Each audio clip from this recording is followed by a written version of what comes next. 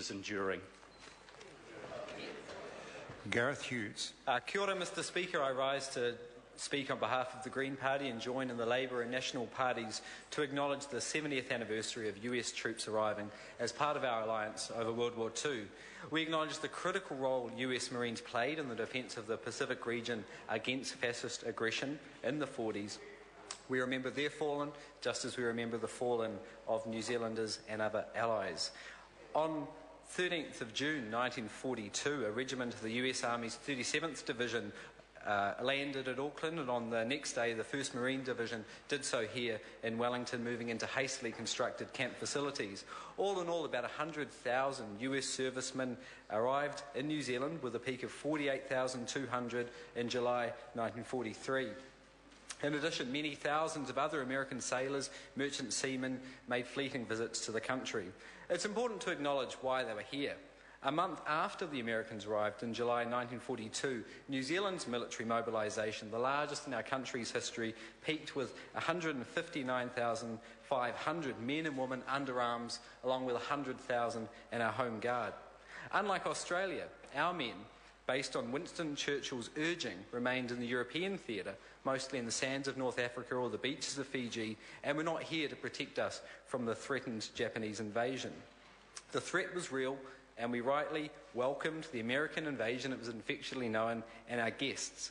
They may not have left the Transmission Gully motorway, so often discussed, but they left their marks on our culture, our economy, and on the hearts of those 1,500 New Zealand women who married US servicemen.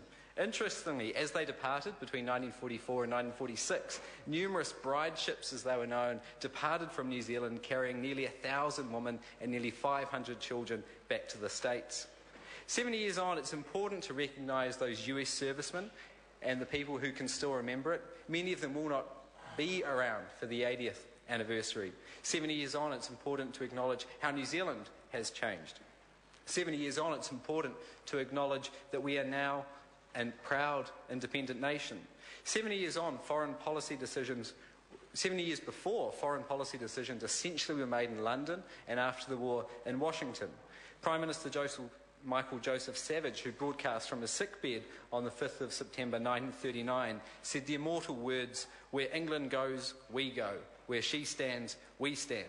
This year, New Zealand also celebrated 25 years of nuclear-free status, where we truly become a proud, independent nation.